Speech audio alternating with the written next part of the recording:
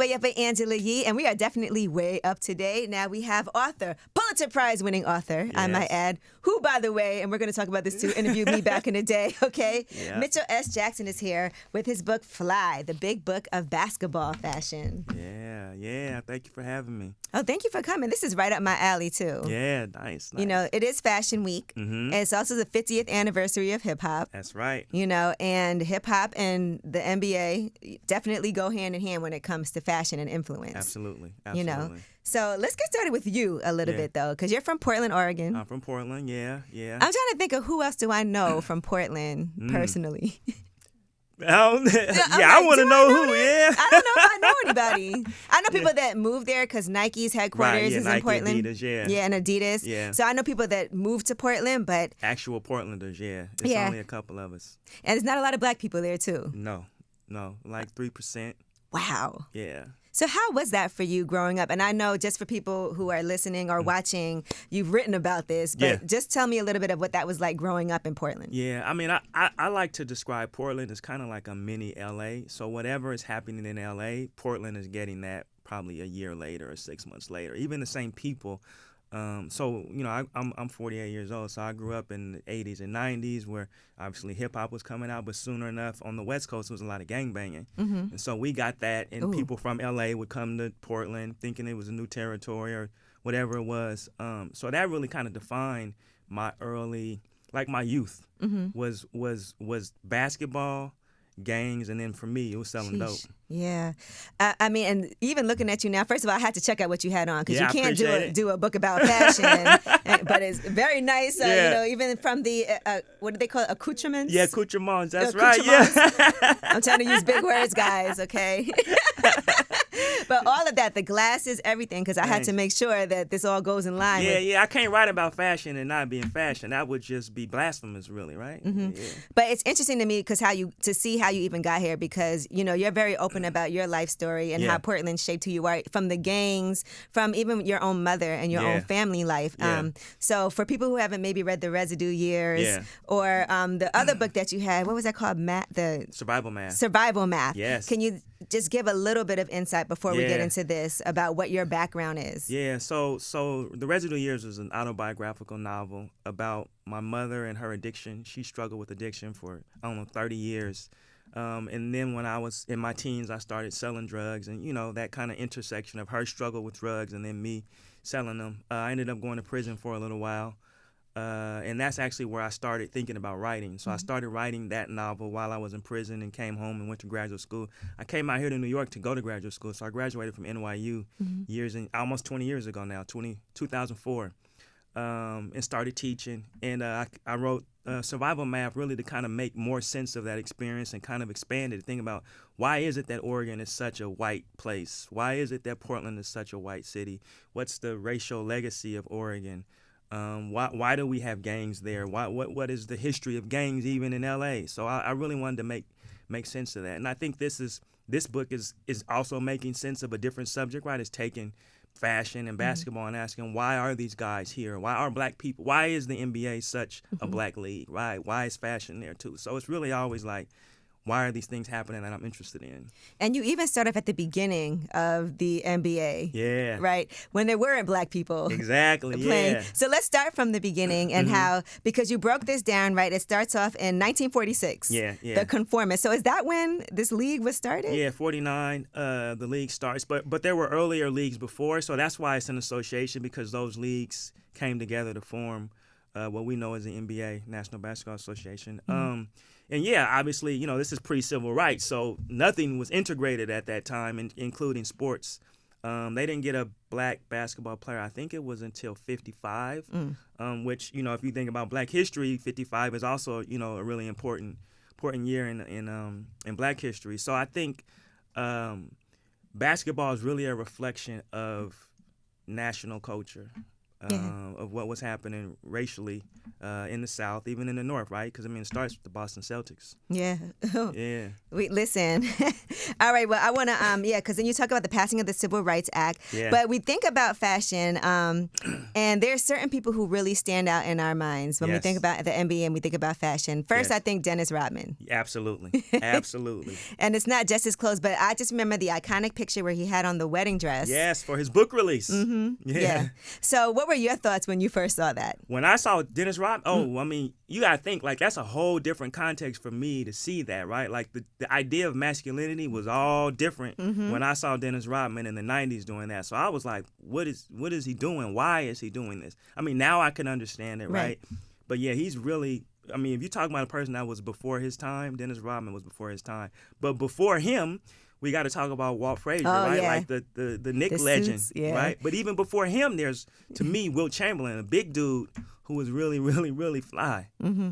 And Walt Frazier, he was definitely known for his suits. I remember he had a restaurant here in the sports bar that he had in New York, and you could not miss him. Yeah. You know, not, for many reasons, but it was always his suits that he was so well known for. And even for like sports commentators now, we look at the suits that they wear and how they're able to stand out. But it also is a great way to brand yourself, right? Absolutely. Yes. Yeah. So, and I think with Dennis Rodman, he, like you said, was ahead of his time. Yeah, for sure. And being able to brand himself with his hairstyles. Man, right? Like, look at the young guy, Jeremy Sochan at Spurs, always changing his hair color. I mean, it's really Rodman. Yeah. No, absolutely. And then, you know, even I was looking at I don't know if you watched the BMF series. I've seen some of it, Yeah, and Jaylen Rose is actually in that. And so when you talk about the influence of hip-hop and how those things were so connected with the NBA and how people started dressing, Allen Iverson is another person who always comes to mind when we think about the dress code that they have in the NBA and how things changed a lot because of him. But I also feel like that was a time when you realized how racist things could be too. Yeah, definitely. I mean, you know, hip hop for me is I mean, you know, it was born out of the struggle, right? It was like a really counterculture movement. And so to embody that ethos in the NBA, which was really trying to be mainstream, like that's a struggle. And I think Iverson, we were also coming up here talking about Latrell Sprewell, who was another guy in that era who was really pushing against the rules, right? Pushing against what people said you could and couldn't do. But it just so happened that Iverson was a better player, obviously, like a generational talent. So he mattered more. But there are a lot of guys in that moment that were like, nah, we hip-hop, and this is how we do it in hip-hop. Yeah, and I think... you know, just talking about that, because with the cornrows, you know, I feel like the hairstyles really mattered a lot, and the baggy clothes. The jewelry also. I remember Michael Jordan with the hoop earrings. You have that in here also. Yes, absolutely. I think that made people want to go get those little hoops. Like, I feel like, but then he also had the jeans that people didn't kind of made fun of his jeans. Yeah, I mean, I think because hip hop Jordan is like a little bit older than hip hop, right? So like we could not understand them high waisted jeans in the 90s, right? But you know, and the Jordan sneakers though. Let's talk. And you also have a whole part that. Hold on, you know, I got my little stickies in here. I love the stickies because I don't want to mess up the book at all. Yeah. You know, and just even talking about these iconic sneakers, right? The top 10 sneakers of all time. That's right. Right. Yeah. So you have the Converse All Stars in the 60s. Yeah. My, how things have, and they're still around, to be clear, though. Yeah, they are. I mean, you look at those Comme des Garçons sneakers. I mean, those are Chucks, right? Yeah, right, exactly. I got some colors in them. And the Sony did a collab with them, too. Exactly. Yeah, so everybody's still doing collabs. Although they kind of hurt my feet. I don't think you could play basketball. I can't imagine. I mean, they must have had some cold bunions and blisters on their feet back in the 50s. All right, then you have the Pro Keds. This is in 1969. Kicked it off. All right, and then the Puma Clyde, Walt Clyde Frazier. These are still around. Man, they still. I mean, those are Run DMCs. Didn't Run DMC used to wear some of those too? I feel like before my Adidas, one hip hop group used to have some suede, suede Pumas. And you know what's so funny? And you might laugh at me. I didn't realize that these were his. Like I didn't. Oh, really? I didn't even know that until I was reading this book, and I was like, "Oh, that might be some ignorance on my part." But then, of course, the Jordans. Yes. And I feel like that is what really changed the game for everybody. And even watching the movie Air. Yes. You know, that just came out, and understanding the whole story behind that. Amazing film. Yeah. The way they got him. I mean, Sonny Vaccaro. Like, shout out to him for being so persistent and doing that. But yeah, Jordan's really. I mean, that's the turn, right? Like, I don't know of another sneaker brand where people stand outside for days to to get the new release. And right? at times even risk their lives. Yeah, you know, and steal them from other people too. Yeah, exactly. So let me ask you this: how growing up in Portland, right? Did Nike, was that influential to you at all? Because being that their headquarters was there, were there things that they did in the community? Was that something that, like, as a young kid, everybody was kind of looking to Nike? Absolutely. We had a program called Self-Enhancement Incorporated. It's still going, maybe 40 years now. And we used to do basketball camps. So basically every pro player that came through Portland went through this basketball camp, and we would get free Nikes at the camp at the end of the week, and Nike would always sponsor, and then people would be like, man, give me the trade in their shoes and all that. And then my first pair of Jordans, we had a Nike in the hood, but it wasn't a big corporate store, just like a little, almost damn mom and pop store, and that's where you would go to get your Jordans from Nike Union. I remember getting the Jordan 1s from Nike Union. So yeah, they were definitely, I mean, not as big as they are now in the community, but they certainly were reaching out to us. Do you remember a time when you couldn't get, because I remember being younger and not being able to get the sneakers that I wanted, and what a big deal that was in school. Absolutely. We had a place where you could go get 2 for $1, like right before school. 2 for $1? 2 for $1. You get some, but British Knights, Spot Builts. Remember those sneakers? That I don't was know like Spot Built. I know British Knights. Yeah, no, it's the same era. It's the same era. British Knights, remember Spot LA Builts. Gears? LA Gear. I didn't mess with the LA Gears, but you know what's so crazy? I wanted those so bad, and my mom shut me down. You wanted the lights? Yeah, I did. I wanted those. My mom was like, "No, ma'am. Like, I'm not." I see little girls now with the little lights on the back of their shoes. Yeah. Okay, so let's go through some more of these sneakers. The Converse Weapon. Yes. Grant Hill. Yeah. Oh, big. I had those feelers. Yeah. You know what? I was surprised. Where's the Patrick Ewings?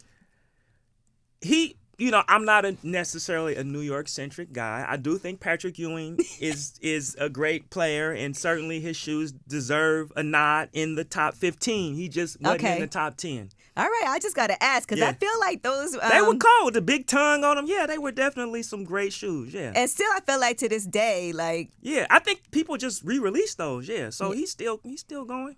Okay, now moving on, right, since you talked about how you felt when you first saw Dennis Rodman in the wedding dress. Yeah. But then we see like Serge Ibaka, we see Russell Westbrook, Tom Brown. Yes. I feel like that brand in particular is when I see people wearing like the long skirts, when I see them dressed like that, that is a risky thing. Yes, for sure. Yeah, I think we can't talk about that outside of hip-hop, right, and thinking about like ASAP and Kid Cudi and even Kanye with the polos and and the pink polos. I think because to me hip hop and NBA fashion are so intertwined that those guys are all kind of taking these leaps together. And I don't think any one of them would have taken that leap without another person being present to do it. But certainly, Tom Brown as a brand in the kilt and the heritage of that gave people a way to express themselves. I also think we can't divorce it from what's happening with the LGBTQ plus, movement. So we don't get to this as a kind of mainstream look without those other things happening. And even with Russell Westbrook, with the chances that he takes when it comes to his fashion, people always comment, but then you get to see him sitting next to Anna Wintour, which we actually have in this book also. Yes, absolutely. Sitting front row, it's Fashion Week, sitting front row at those fashion shows, which is a big deal. And seeing these NBA players in like GQ magazine, and hearing so much what they wear also when they're going through the tunnel. Right. When they're walking through the tunnel, pre-game, post-game, those outfits are really important. Yeah. And even for designers to have one of those players wearing their designs is a huge deal. Yeah. I'm be interested to see where it goes, because it also feels so corporate too now. Like the step and repeats are now, they got corporate logos on them, and it's gonna be and I also think like, when you're in the hood, like there are some people that got a little more money than the other people, and they can do some more stuff. Or you got to figure out how to get it. When you're in the league, basically everybody can buy whatever they want. Right. So in that way, then it's really about taste or information or who you know, right? And so I think it'll be interesting to see how far they can keep pushing it when even the league minimum is enough to do whatever you want to do. What are some brands that you've seen actually break thanks to the NBA or players? I say Fear of God. Okay. Probably the latest one that really, because he started streetwear, right, and now he's really high fashion. And those are the ones where it says like essentials. Yeah, but that's not his main line. Fear of God Essentials is like the not lower expensive, brand. Yeah. The other one, got the jeans is $1,000. Well, I think Tom Brown really got a boost, right? I mean, he was already around, but I don't think he would be as popular as he is without the NBA. But I also feel like the NBA players, and this I think really goes back to hip hop too, like the marker of success is usually a European heritage brand, right? So it's a Prada or a Balenciaga or an Italian one, Gucci, right? So I feel like people still think of those as the markers of success and the most fashionable. So it's harder for, the black designers, I think, or people of color to kind of push through unless they're running one of those major houses. What do you think about the NBA having a dress code when they implemented that? Yeah, I think, well, it was smart when it happened because look at where they are now, with these, over the summer, they were giving out contracts that seemed like everybody was hitting the lottery, and so you don't get to that without mainstreaming your league. But then also we don't get to this era of fashion without the strictness of a dress code, right? Those guys aren't going to start.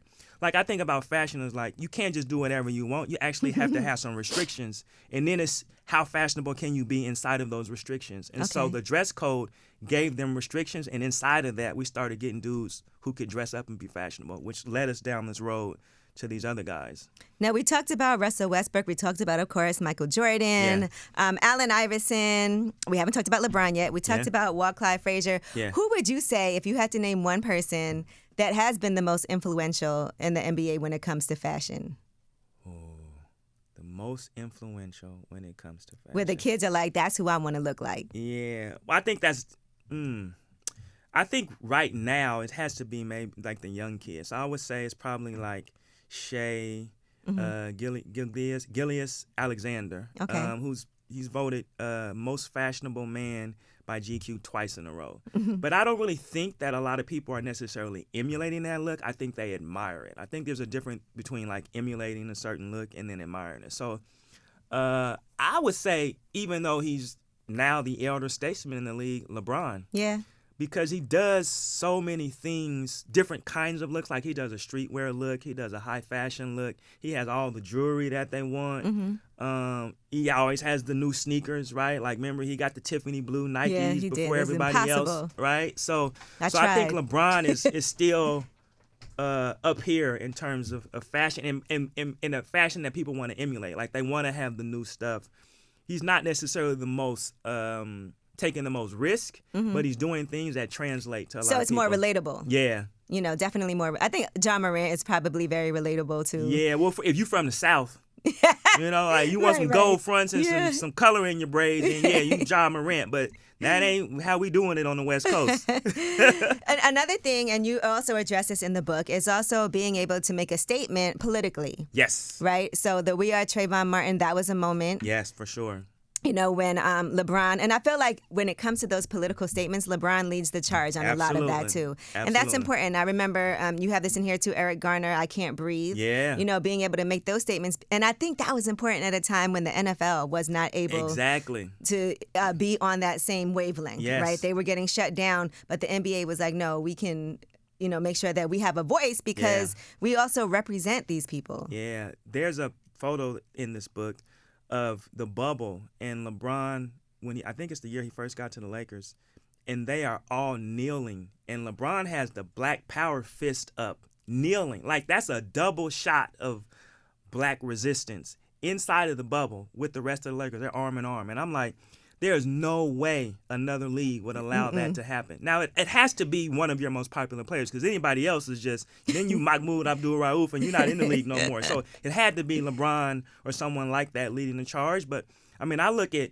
when we had the summer of 2020, who was the first league to come out and say something? Who was the last league to come out and say something? Right. What league allowed their players to speak? What league was censoring their players? And so I think it's very clear there the NBA is a forerunner in this.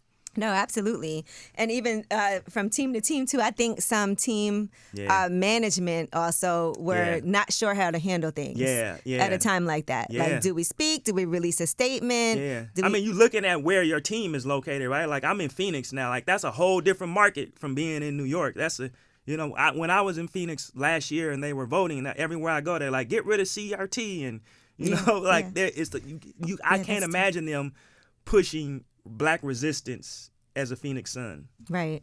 No, you're right. That was definitely critical, and some of those were really powerful moments. I feel like at that time the NFL should have been ashamed of themselves to be able to see the impact that their players and teams could have on community relations, and for people to be like, no, and even like with LeBron, shut up and dribble. Yeah, sure, right. That was definitely something that he managed to take and turn around also. Absolutely, yeah. All right. And I also want to talk about the use of stylists. Yes. Because you do have Kalila Beavers featured in this book also. And she said that a lot of the players are very loyal. Yes. And want to make sure that a lot of them also kind of use the same stylist. Yeah. Mm-hmm. I mean, that's got to be a lot of pressure on the stylist, right? To try to get a different look, because I can't give you the same thing. Exactly. Or you ain't going to keep a job. Yeah. I mean, when I think about stylists, first of all, you have to have personal taste, again, right? Because if you're a stylist and you don't, I mean, if you're a player and you have a stylist, they can just bring you stuff that makes you actually feel uncomfortable, in which case you're not going to look good or confident in it anyway. So you still have to have some sense of what you like and what you don't like. And then I think the stylist role is to know what's next. Right. Right? To introduce you to a brand that you might not know about, to tell you about fit and fabrication and how you get your inseam done and how you get your sport coat tapered up. And so I think that's a part of their job, is to educate them. Like, I think ultimately a stylist job is almost to put themselves out of business. Right. I don't hope that none of y'all are listening and get out of business, but like to educate your client so much that they know how to make these decisions on their own. Right, but they maybe just like you so much and they're so loyal, they're going to keep on using you. Yeah. It's also hard to be as tall as somebody like Shaq. Yeah. And be able to dress in a way that is always flattering, because sometimes clothes can fall a little bit differently. Yeah, you definitely got to go a lot of custom if you Shaq. I mean, that's why Shaq is not really a fashionable guy, right? Like, he wears clothes. I don't think Shaq... He can't just go to the store and get no ready to wear. No, he need that. Remember that old FUBU that was 5X? Yes. Shaq need that. But people that was like Lil Wayne was wearing it, even though he was very small. Yeah. Yeah. No, but honestly, like, this book was really fun it actually brought me back to like a lot of different moments, just seeing some of the iconic things that have happened with NBA, with fashion. But like you said, it is very reflective of the time periods that we're in, and also even what's happening in the world is reflected in this. So definitely. When you guys have a chance to read something like this. Also, I think about Jaylen Rose and his perfect hairline. Oh my God! He put the black in there too. He said it though. He said it. He said it on record. He like, it don't matter how I color my hair. Yeah, I mean, crispy hairline, boy.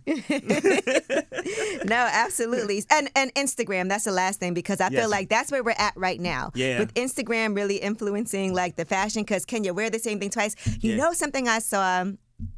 There was a sales associate that was discussing how some of these players will buy the clothes and then return them. Oh, really? Yeah. But people used to do that back in the day, just not rich people. But it's different when you're on Instagram wearing something and people know who you are. Yeah, and then you crazy. go and return it. And it sparked this whole discussion about if you're going to wear something, one time, it's kind of... and then return it, it's not fair to the salesperson, because then they're thinking they made the sale. And then you wore it, so we know you wore it. So they've been changing like return policies. Yeah. So what are your thoughts on that? I'm just curious. I hadn't heard about the rich NBA guys doing that, but I mean, that's what a stylist does, right? Like, you get something, you wear, you return. But usually they have a restocking fee. So you buy it with the intention of knowing that you work with somebody and they know that you're actually going to be using this. Yeah. And then you pay like a percentage that's a restocking fee. So people do that when they work with stylists. Yeah. So, I mean, I could see that. I mean, I think it's unfair to the salesperson, but as a player, you're not going to wear it again. It's almost eco-conscious. Mm-hmm. Really, because if you're only going to wear it once, like, what are you gonna do with it after that? So maybe you donate it. I guess there's another way to make to be more friendly with it. But yeah, I want the people who are working in the industry who are not, rich, to be getting to keep their living wages. But yeah, I mean, I think it makes a little bit of sense. I don't do it, but it makes a little bit of sense to me. Okay, let me see what. Okay. Yeah. No, I ain't doing it. I should. Well, listen, I really appreciate you for coming through because I know it's Fashion Week. I know you're also on tour, so let's make sure we talk about that too. So people can catch you at the Schomburg, kicking it off, the Center for Black Culture, which one is of my really favorite places to be, part of the New York Public Library system. Absolutely. Yeah, so I'm there, and then I'm around, Atlanta, LA, the kind of regular stops that you go to on book tour. But I'm really excited about tonight at the Schomburg, and then September 20th in my hometown of Portland. We're one of the most literary. So we white, but we literary too. No, absolutely. But you guys check it out. Even for like there's some great articles in here, but even for a coffee table book. Yes. And you don't have to be like the biggest NBA fan. It is still interesting to look at, to see how fashion has progressed, like you said, through different eras. And I'm really hoping... The WNBA has been killing it. Yeah, they need to get their own, for sure. Yeah, I think that Sue Bird and Megan are probably the most fashionable couple in sports. Mm-hmm. Yeah, and that has to be fun for them too. Yeah. To be able to see that. But you guys, make sure y'all check this out. And again, and also, just go back to the beginning and read the residue years. Please do. Make sure you see Mitchell's whole entire story because, again, my friend D. Watkins is like a huge... I am gonna say fan because he is a fan of yours. Yeah, is a friend, but he's also a friend, very supportive. But that's good. I think that's good that we can be friends, but also be fans of each other. Absolutely. And the great work that you've been doing. So I appreciate you for coming through. Did we miss? What about that Smooth magazine? Oh my God! All right, so here's the story. So a long time ago, many moons ago. And that had to be like when I was on Sirius. Yes, it was before. Yes. Let's see, when did Smooth? I feel like it might have went out of business. It did. I don't remember what year, but I ain't been there for 10 years. So when were you at Sirius? That was over. That was like 13 years ago. There we go. Yeah, we did you interviewed me for Smooth Magazine. Yeah. Not very risque. No. This is just a regular profile, yes. But no, I appreciate it, and I love the fact that we're crossing paths again, and I know we're going to end up doing a lot more together. All right, appreciate it. Listen, Pulitzer Prize winning author, let's not forget that part. Yeah. That part, okay, Mitchell S. Jackson. I feel like, baby, put some spec on it. You wanted to say, though, it's Fly, the big book of basketball fashion. And by the way, also a great gift to give somebody. Things like this are what I'm always looking for. Like, what can I give as a present? So this is it. It's Way Up with Angela Yee.